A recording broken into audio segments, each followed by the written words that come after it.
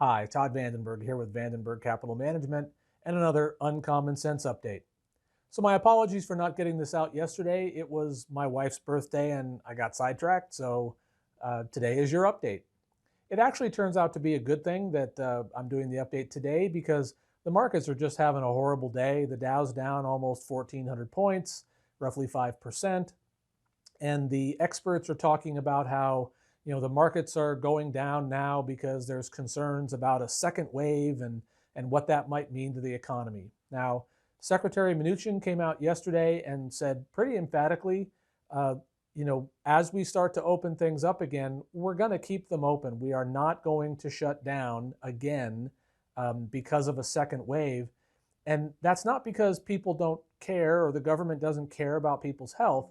It's because we're actually accomplishing the things that we set out to accomplish, which is to make sure that our hospitalization rates remain relatively low, that we have capacity to handle people that get infected and have a bad outcome, or at least are having severe effects from the disease.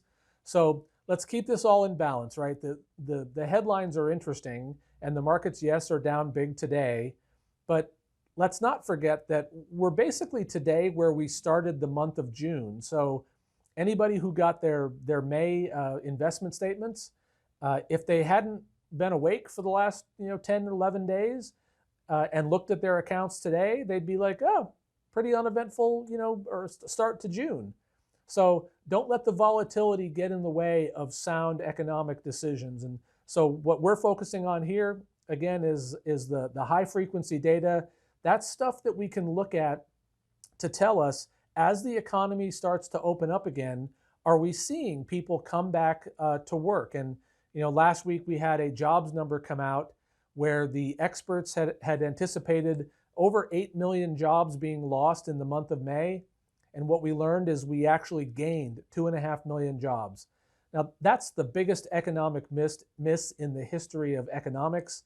But that's a whole different problem, and I'm not going to go into details on that. Let's just be happy with the fact that the impact to the economy was not as bad as expected. We're starting to see the number of people filing for unemployment. That number's reducing every week. It's still too many, and the economy's still in turmoil. But as the economy starts to open up again and people start to get back to some sense of normal, what we expect is that these numbers are going to continue to improve, and as a result, over time, the stock market will improve too. So don't get too excited on or fearful on days like today. Today is not the day to be looking for bargains, and it's not the day to be selling and running for the hills. We've had literally almost 3 weeks of straight up.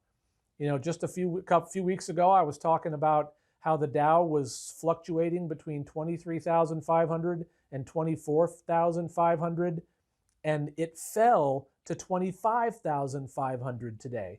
So it got up as high as 27,500 just a few days ago.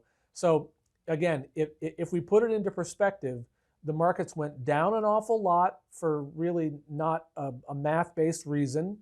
They've now started to recover as we get more data and people can be a little more realistic about what the economic outlook looks like. So let's focus on that stuff, and let's not focus on all of the stuff that's going on around us that might scare us into making bad investment decisions. Because again, if you sell now when the data is pretty clearly showing that things are starting to improve because we're having a bad day, and you sell, you might live to regret it. So that was your update. I hope you enjoyed it. If you did, give us a like, give us a share, and I'll be back again soon with another Uncommon Sense update. Thanks for watching.